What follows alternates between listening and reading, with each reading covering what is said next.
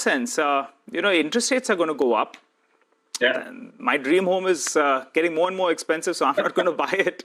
But on a serious note, David, how do you approach these stocks? Nigel's dream home, I think, Mayuresh, don't get taken in. Nigel's dream home is not a home. It's a, I think it's got size in a palace, right? It's a penthouse. It's I presume. What do you need? A swimming pool in your house, a lawn, a nice view from the top of the terrace. Maybe you can just chill, watch the hills and all of that. And this is Mangalam who's been to my home. Huh? It's one of those Mumbai-based homes where you enter and you can see the entire home. I don't know about the swimming pool at all, but aapke muh mein Ghee shakkar laddu.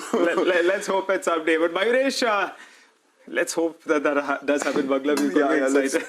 Mayuresh, what's your sense on the on the real estate space?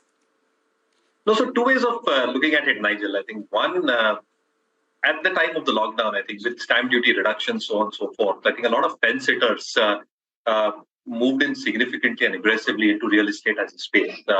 So work from home, so on and so forth, created huge triggers for the industry as a whole. I've been reading through a few reports of stamp duty registrations across the country. And again, Mumbai, to a certain extent, has been holding up. Delhi has been holding up to a large extent. And even the registrations at Bangalore have been holding up. So it's steady state at this point of time.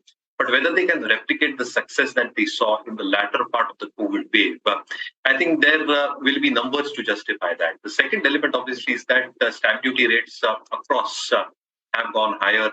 Interest rates are on an upward trajectory as well. So I think the cost of owning a house is definitely going to become more dear or more expensive at this point of time. And therefore, I think with the kind of rates that are happening specifically in the MMR region at this point of time, a few of the properties have been outliers, Nigel. So I think if you look at a few launches by DLF as an example, the Godrej launch in Pune, which got a tremendous response, and a few responses in the south of the country as well. I think it should be stable at this point of time. But my own sense is that a large part in terms of earnings have been gestated by the stock. When it comes to the other part of the space as well, the real estate proxy plays like plyboards, laminate, so on and so forth, you've definitely seen input costs eat into their margins in this quarter. Been hearing all the managements and the transcripts as well, including Century, Greenland, all the interviews that we've conducted on the channel as well.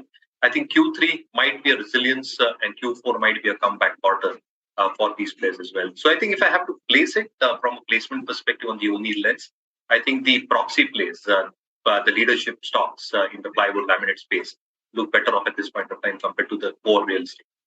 Mayuresh Joshi is still with us. Mayuresh, what do you make of Equitas and Equitas Small Finance Bank? A merger is impending. Is there an opportunity here? So yeah, as Abhishek pointed out, Mangalam, I think the evidence is here in terms of the price move that you've seen, and obviously it's sentimentally positive.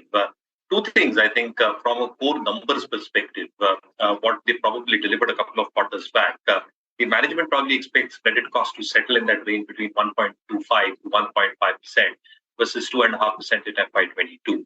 Second element, obviously, is that the retail deposits have inched up significantly, almost 75 and more than that, as a percentage of their overall liabilities. And the overall CASA ratio is around 52%. So I think as slippages come down from the restructured book, and as credit costs settle down, I think it should start reflecting in better numbers.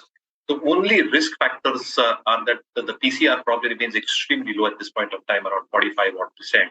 And the SME pool, both 1 and 2, is more than 4%.